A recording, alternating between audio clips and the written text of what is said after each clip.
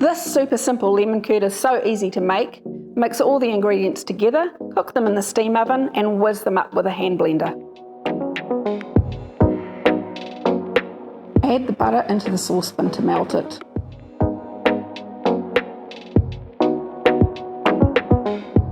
Then add the grated rind and juice of the lemons. Add the sugar to the bowl and then the juices. Mix them all together. This is really a simple recipe.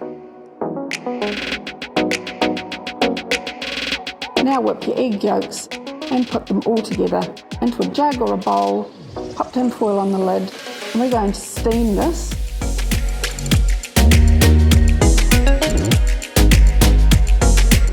Minutes before the end, you can put your jars into the steam oven with the lemon curd to sterilise them.